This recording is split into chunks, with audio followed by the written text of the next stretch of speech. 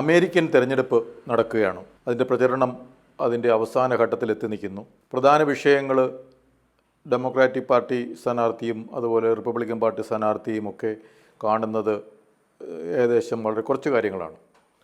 ഒന്ന്, Ukraine Russia യുദ്ധത്തിൽ നിലപാടെന്ത് എന്നുള്ളൊരു വലിയ വിഷയമാണ്.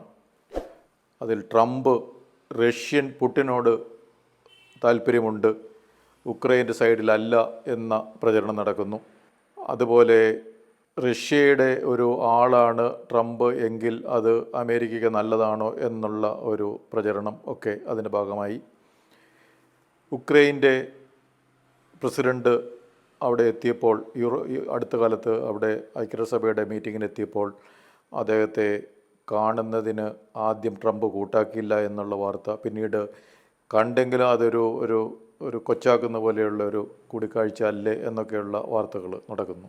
രണ്ടാമത്തെ പ്രധാന വിഷയം എന്ന് പറയുന്നത് കുടിയേറി വന്നവരുടെ കാര്യങ്ങളാണ്.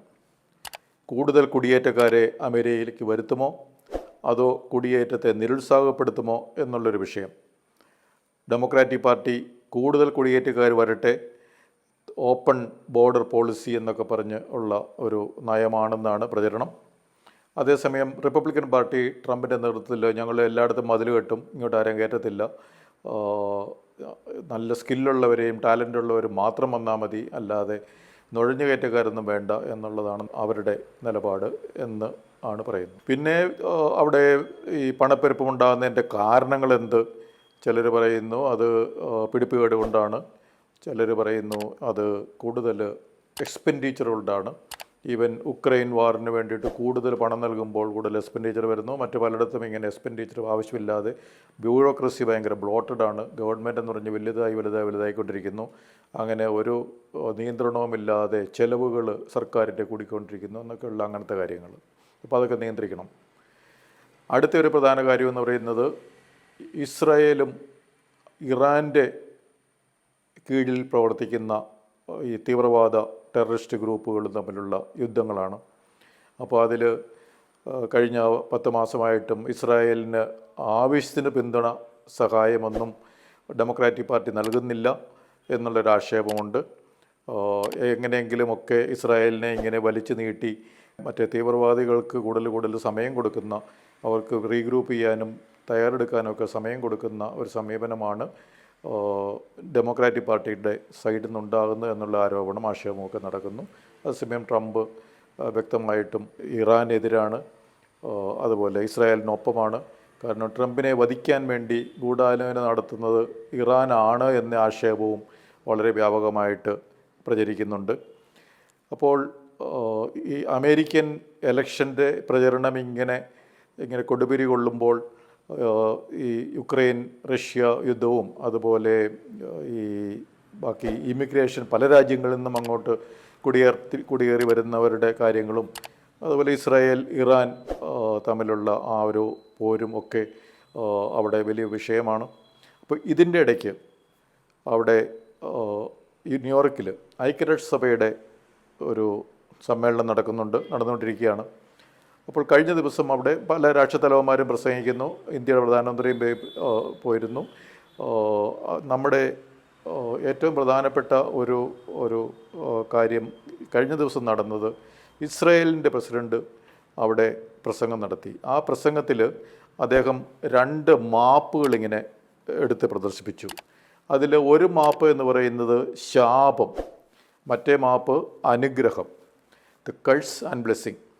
അപ്പോൾ ഈ ശാപത്തിൻ്റെ ഒരു രാജ്യങ്ങളുടെ ഒരു മാപ്പാണ്. ആ മാപ്പിൽ ഇറാന്, ഇറാഖ്, അതുപോലെ സിറിയ മറ്റുമാണ്. അങ്ങനെ 3 രാജ്യങ്ങളെ കറുത്ത പെയിൻ്റ് അടിച്ച് അത് ലോകത്തിൻ്റെ ശാപങ്ങളാണ് ഇവർ എന്നുള്ള മട്ടിലും, അതുപോലെ ലോകത്തിൻ്റെ അനുഗ്രഹം എന്ന് പറയുന്നത് Saudi Arabia, Egypt, UAE, India, Israel, ഈ രാജ്യങ്ങളാണ്. അപ്പോൾ ഈ 2 മാപ്പിന് വളരെ ഒരു പ്രസക്തിയുണ്ട്. കാരണം ആ ഒരു പ്രസംഗത്തിൽ പറഞ്ഞത് ലോകരാജ്യങ്ങൾ ഈ ശാപത്തിൻ്റെ കൂടെ കൂടണോ അതോ ഈ അനുഗ്രഹത്തിൻ്റെ കൂടെ കൂടണോ എന്നുള്ളൊരു നിലപാടെടുക്കണം എന്നുള്ളതാണ്. ഈ അനുഗ്രഹം എന്ന് പറഞ്ഞു കഴിഞ്ഞാൽ Saudi Arabia, Egypt, UAE, India അവരൊക്കെ പുരോഗതിക്ക് വേണ്ടി നിൽക്കുന്നവരാണ്, സമാധാന അന്തരീക്ഷം വേണമെന്ന് പറയുന്നവരാണ്, ലോകത്തിൻ്റെ പുരോഗതിക്ക് വേണ്ടി പ്രവർത്തിക്കുന്നവരാണ് എന്നുള്ള ഒരു കാഴ്ചപ്പാട്. അതേസമയം ശാപം എന്ന് പറയുന്ന ഇറാനും ഇറാഖും സിറിയയും ഒക്കെ തീവ്രവാദികളെ സപ്പോർട്ട് ചെയ്ത് കൊല്ലുകയും നശീകരണ പ്രവർത്തനങ്ങൾ നടത്തുന്നവരാണ്. അവർ ലോകത്തിന് നല്ലതല്ല. ഇപ്പോൾ അടുത്ത കാലത്ത് ഈ ഇറാൻ പിന്തുണയ്ക്കുന്ന യമനും ഉണ്ട് ഈ കഴ്സിൻ്റെ കൂട്ടത്തിൽ. ഈ യമനിലെ ഹൂത്തികൾ എന്ന് പറയുന്ന തീവ്രവാദ സംഘടനകൾ ചെങ്കടലിലൂടെ പോകുന്ന എല്ലാ കപ്പലുകളെയും മിസൈൽ വെച്ചിട്ട് തകർക്കാൻ നോക്കുകയും അത് മിക്ക രാഷ്ട്രങ്ങളിലെയുമുള്ള കപ്പലുകളെ തകർക്കാൻ നോക്കുന്നുണ്ട് ഈ ഇറാൻ പിന്തുണയ്ക്കുന്ന ഈ ഹൂത്തികൾ. അപ്പോൾ ഇറാന് പിന്തുണയ്ക്കുന്ന ഈ തീവ്രവാദ സംഘടനകൾ, യമനിലുള്ള തീവ്രവാദ സംഘടനകൾക്ക് കൂടുതൽ മിസൈലുകൾ, ഈ കപ്പലുകളെ തകർക്കാനുള്ള മിസൈലുകൾ നൽകാൻ റഷ്യയിൽ നിന്ന് നൽകാൻ വേണ്ടി ഇറാൻ ഇപ്പോൾ അതിന് മധ്യസ്ഥം വഹിക്കുന്നതായിട്ട് വരെ വാർത്തകൾ വന്നു. അപ്പോൾ റഷ്യയാണ് ഈ പറഞ്ഞ യമനിലുള്ള ഈ കപ്പൽ തകർക്കാനുള്ള ഈ തീവ്രവാദ സംഘടനയ്ക്ക് വെടിക്കോപ്പുകൾ നൽകുന്നത് എന്ന് വരെയുള്ള വാർത്തകൾ വന്നിരിക്കുന്നു. അപ്പോൾ ഈ ശാപത്തിൻ്റെ കൂടെ റഷ്യയും ഉണ്ടോ? അതുപോലെ ഹിസ്ബുള്ള എന്ന് പറയുന്ന ലെബനനെയും സിറിയയും ഒക്കെ അടക്കി വാഴുന്ന അടുത്ത ഇറാൻ്റെ ഒരു തീവ്രവാദി സംഘടന, അപ്പോൾ അത് ഇസ്രായേലിനെതിരെ നിരന്തരം ഇങ്ങനെ മിസൈൽ അയച്ച് അവിടുത്തെ ആൾക്കാരെ ശല്യം ചെയ്തുകൊണ്ടിരിക്കുന്നു. അതുപോലെ ലെബനിലെ തന്നെ അവിടുത്തെ ആൾക്കാരെയൊക്കെ ഇങ്ങനെ ഭീഷണിപ്പെടുത്തി പേടിപ്പിച്ച് അടക്കി ഭരിച്ചുകൊണ്ടിരിക്കുന്നു. അപ്പോൾ അതൊക്കെ ഒരു ശാപത്തിൻ്റെ സൈഡിലുള്ളതാണ്. അപ്പോൾ ശാപത്തിൻ്റെ സൈഡിൽ എന്നും ഈ കൊലയും കൊള്ളയും തീവ്രവാദ പ്രവർത്തനങ്ങളും ഒക്കെ മാത്രമാണ് അവരുടെ ഒരു ചിന്ത. ഈവൻ അമേരിക്കൻ പ്രസിഡന്റിനെ വരെ കൊല്ലാൻ വേണ്ടി ഇറാൻ എന്ന് പറയുന്ന ഈ ശാപത്തിന് നേതൃത്വം നൽകുന്ന രാജ്യം മുന്നോട്ട് നിൽക്കുന്നു എന്നൊക്കെയുള്ള പ്രചരണം അമേരിക്കൻ പ്രസിഡന്റ് തെരഞ്ഞെടുപ്പിൽ വരെ വ്യാപകമായിട്ട് പ്രചരിക്കുന്നുണ്ട്. അപ്പോൾ ഇന്നലത്തെ ഈ ഇസ്രായേൽ പ്രസിഡന്റിൻ്റെ ഈ ഒരു പ്രസംഗത്തിൽ ശാപം അതുപോലെ ബ്ലെസ്സിങ്ങിൽ പറഞ്ഞ വേറൊരു കാര്യമെന്ന് പറയുന്നത് പുരോഗതിക്ക് വേണ്ടി വ്യക്തമായ പദ്ധതികളിലും ഉൾപ്പെടുന്ന രാജ്യങ്ങളാണിത്.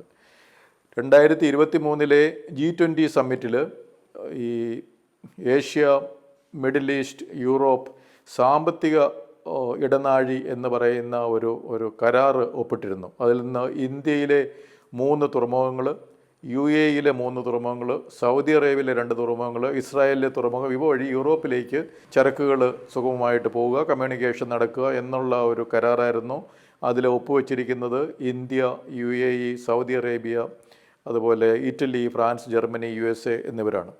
അപ്പോൾ 2003 G20 ഒപ്പുവെച്ച ശേഷം അതിനുള്ള പ്രവർത്തനങ്ങൾ, അതിൻ്റെ റെയിൽ കണക്ടിവിറ്റിയൊക്കെ ഇന്ത്യ നടത്തും.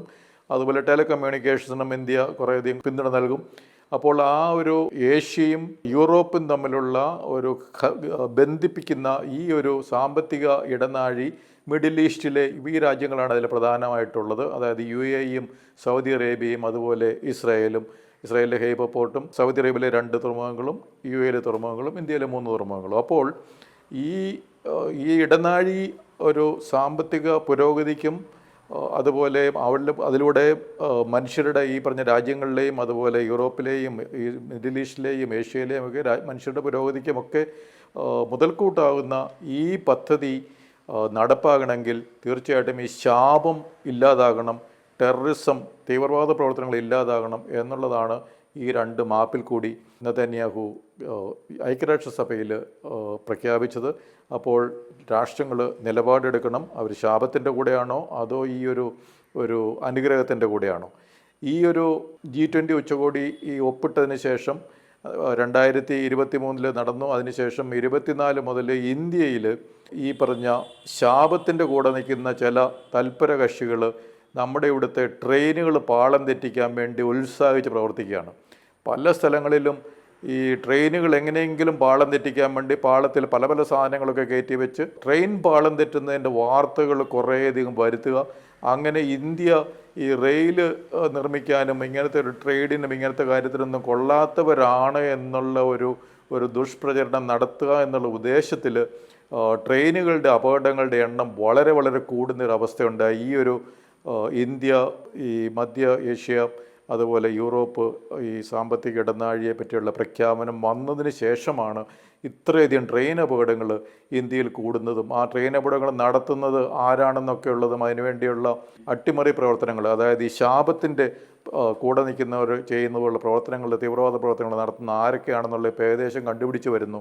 അപ്പോൾ അവരുടെ ഉദ്ദേശമെന്ന് പറയുന്നത് നശീകരണമാണ്, ശാപത്തിൻ്റെ കൂടെ നിൽക്കുന്നവരാണ്, അത് പുരോഗതിയുടെ കൂടെ നിൽക്കുന്നവരല്ല എന്നുള്ളത് നമ്മൾ കാണുന്നുണ്ട്. കാരണം ഈ ഇടനാഴിയിൽ ഒക്കെയുള്ള ഇപ്പം UAE തുടങ്ങി സൗദി അറേബ്യ വഴിയുള്ള റെയിൽ പാളം, കാരണം അവിടെ ചരക്ക് UAEയിലെ തുറമുഖങ്ങളിൽ എത്തിക്കഴിഞ്ഞാൽ പിന്നെ അവിടുന്ന് റെയിലിൽ കൂടിയാണ് ചരക്കുകൾ പോകേണ്ടത്. അപ്പോൾ യൂറോപ്പിലും അതുപോലെ പോകേണ്ടതുണ്ട്. അപ്പോൾ അതിൽ ഇന്ത്യൻ റെയിൽവേ ലോകത്തിലെ വലിയ റെയിൽവേയിൽ ഒന്നാണ്. കുറേയധികം സാങ്കേതിക ജ്ഞാനമുണ്ട് കാർഗോ ലോങ് ഡിസ്റ്റൻസ് കൊണ്ടുപോകുന്നതിൽ. അപ്പോൾ അത് ഉപയോഗപ്പെടുത്തുക എന്നുള്ളത് ഈ സാമ്പത്തിക പുരോഗതിക്ക് ഇന്ത്യക്ക് നല്ലൊരു കാര്യമായിരുന്നു. മറ്റ് സൗദി അറേബ്യയ്ക്കും UAEക്കും ഒക്കെ നല്ല കാര്യങ്ങളാണ്. പക്ഷേ അതിനെ എങ്ങനെയെങ്കിലും തുരങ്കം വെക്കുക എന്നുള്ള ഉദ്ദേശത്തിൽ ഈ ശാപത്തിൻ്റെ കൂടെ നിൽക്കുന്ന ആൾക്കാർ ഇന്ത്യയിലും പ്രവർത്തിക്കുന്നു എന്നുള്ളത് നമ്മൾ ഇന്നലത്തെ ഇസ്രായേൽ പ്രസിഡൻ്റ് പ്രസംഗത്തിലെ ശാപത്തിൻ്റെ രാജ്യങ്ങളും ഈ അനുഗ്രഹത്തിൻ്റെ രാജ്യങ്ങളുടെ ആ മാപ്പിൽ നിന്നും തീർച്ചയായിട്ടും മനസ്സിലാക്കി നിലപാടെടുക്കേണ്ടതാണ്.